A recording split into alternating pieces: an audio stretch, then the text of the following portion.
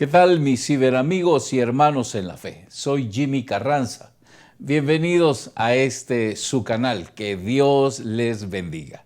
Si es la primera vez que usted está con nosotros, quiero invitarle a que se una a nuestro apostolado. Síganos en todas nuestras redes sociales. Por favor, regálenos un like o un me encanta.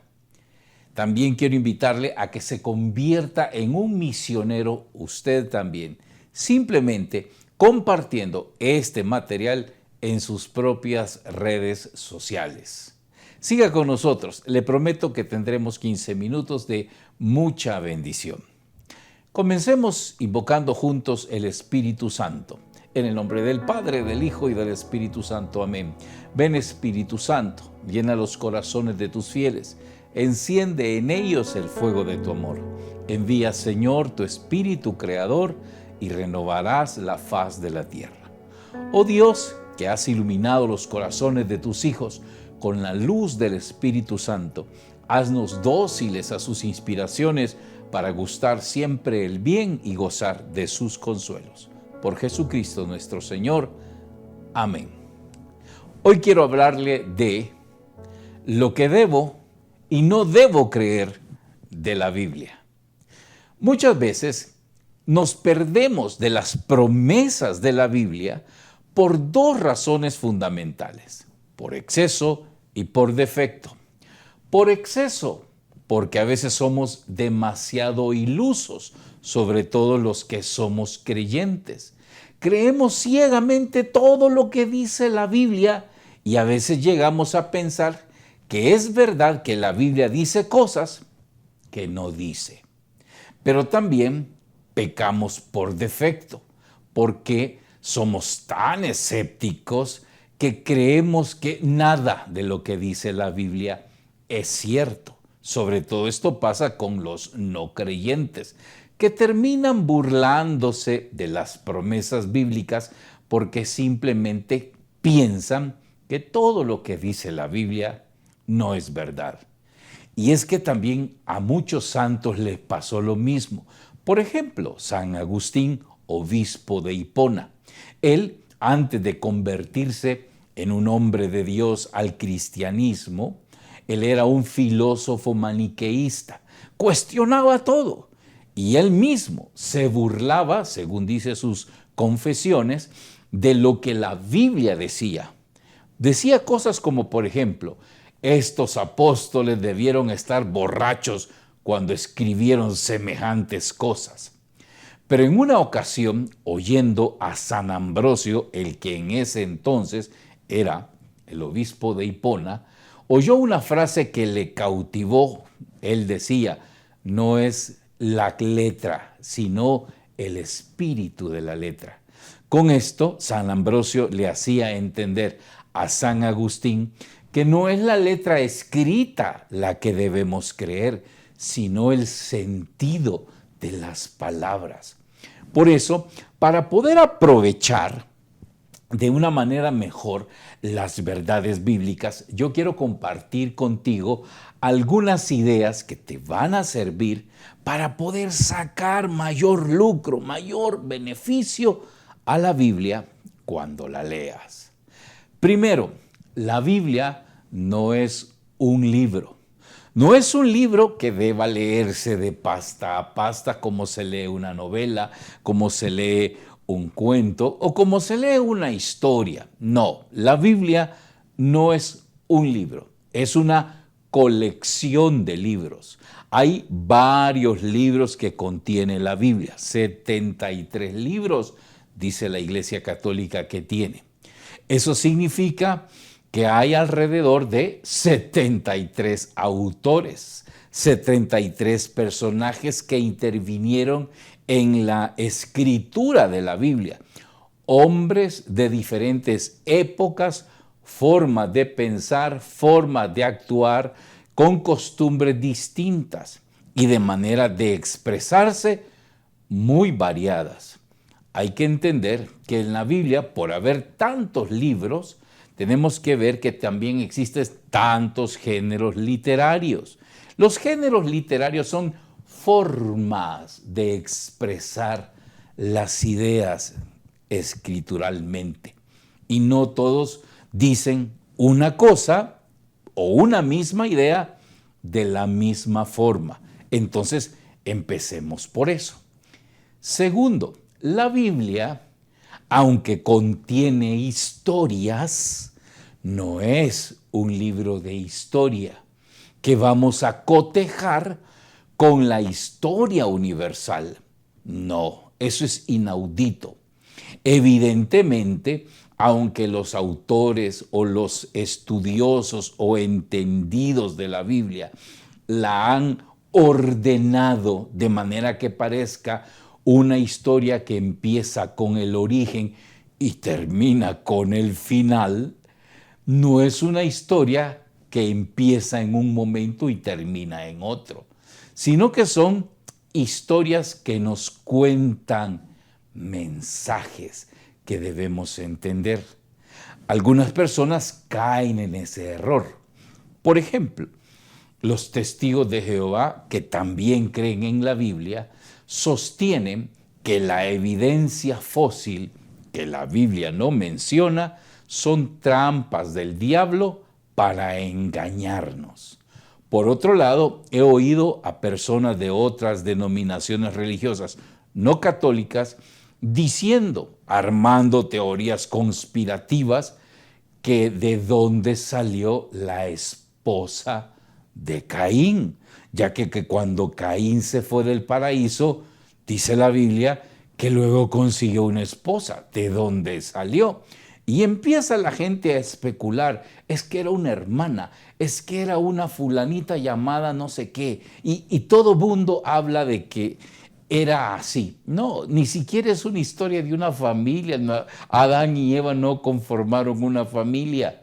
Oiga, Adán y Eva ni siquiera existieron. Son dos personajes de una historia sagrada que representan a Adán, el hombre, a los hombres machos, y Eva, la varona, a los humanos hembra. A ellos los representa. No es que hubo un primer hombre y una primera mujer en la tierra y que ellos se unieron y la poblaron tal cual la Biblia lo dice. Yo sé, usted está ya pensando, entonces usted, hermano Jimmy, cree en la evolución y que venimos del mono.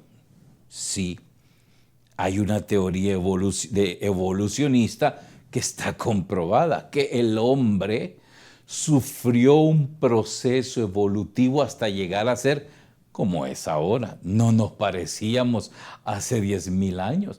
Por ejemplo, mi familia, mi abuelita era de este tamaño, mi madre era de este tamaño y yo soy de este tamaño. Mi hijo es de este tamaño. ¿Cómo se llama eso? Evolución.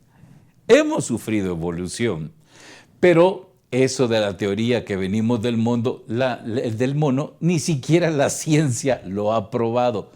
No es cierto, no venimos del mono, pero tampoco venimos de un primer hombre y una primera mujer. Hay que entender que eso es una historia sagrada que nos explica no cómo fue el origen del universo, no, eso lo explican los científicos, sino que Dios es el origen del universo. Eso es lo que nos debe de importar. Es como en el Nuevo Testamento. No nos interesa si Jesús comía o no comía pescado. Nos interesa saber que Él es nuestro Salvador. Tercera cosa que debemos considerar. La Biblia está constituida de dos partes. Una que le llamamos Antiguo Testamento y otra que le llamamos Nuevo Testamento. Pero atención, uno depende del otro. No se pueden tomar por separados porque nos perdemos. El Antiguo Testamento es verdad revelada por Dios, pero no es una verdad revelada de manera total. Necesitábamos el Nuevo Testamento para entender lo que el Antiguo Testamento dice. Si nosotros nos quedamos solo con lo que dice el Antiguo Testamento, sin aterrizar en lo que dice el Nuevo Testamento, entonces nos perdemos.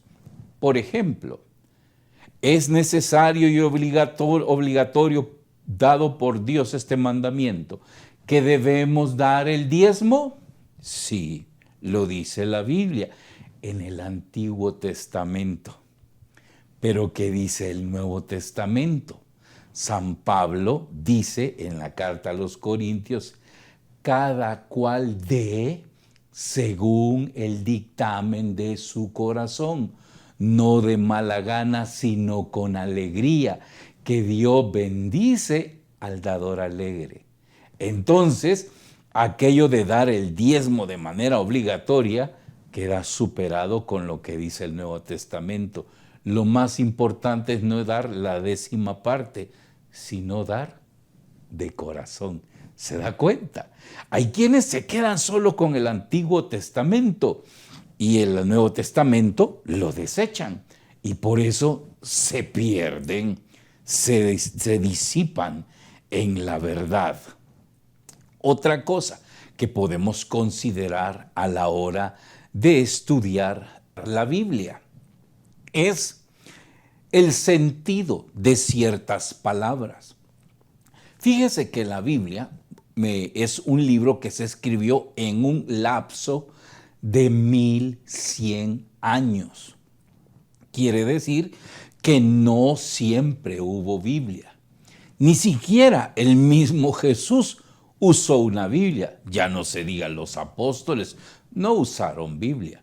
¿Cómo no? ¿Tenían el Nuevo Testamento? Sí, pero como les acabo de decir, era una verdad todavía a medias.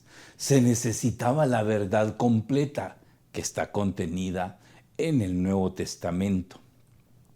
Cuando Santa Teresa dijo de Jesús que cuando él habló, Dios se quedó mudo, porque todo lo que teníamos que saber de Dios, Jesús lo dijo. Ahí se completó toda la revelación.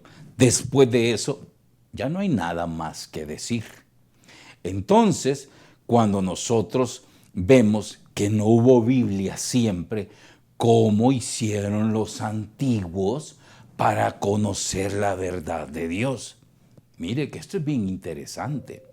La Biblia empezó en el siglo X antes de Cristo. 100 antes de Cristo. En la corte del rey Salomón, ahí empezó a recopilarse la Biblia y se terminó en el año 100 después de Cristo.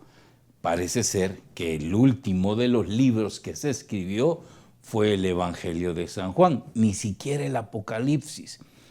Luego fueron otras personas que se encargaron de confeccionar la historia sagrada de manera que llegara a nosotros como la conocemos hoy. Entonces, ¿qué significa esto? Que si esta Biblia no estuvo siempre, antes que esta Biblia hubo quienes explicaron la verdad de Dios. Así mismo es. San Pablo lo dice en la carta a los Efesios capítulo 2 versículo 20, porque el fundamento de nuestra fe son los apóstoles, quienes nos enseñaron las verdades de fe antes que hubiera Biblia en el año 1554. Exacto, los apóstoles. Ellos son los únicos garantes y la iglesia misma de garantizarnos, valga la redundancia, de que la Biblia es la verdad escrita. Queridos hermanos, 15 minutos no alcanzan para explicar tanto acerca de la Biblia, pero son pequeñas ideas para que nosotros, cuando la leamos, sepamos aprovechar el mensaje y no andemos creyendo cosas que la Biblia no dice. Al contrario, sepamos sacar el mensaje de lo que la Biblia sí dice. ¿Y qué dice? Sí dice la Biblia que lo que Dios quiere es que nos salvemos y lleguemos al conocimiento de la verdad. Gracias, hermano, por haber estado con nosotros. Quiero invitarte a que sigas pendiente todas las semanas, martes y jueves. Estamos subiendo videos que pueden servir de bendición para tu vida. Y recuerda, somos la iglesia que Cristo fundó. Somos la Iglesia Católica. Adiós.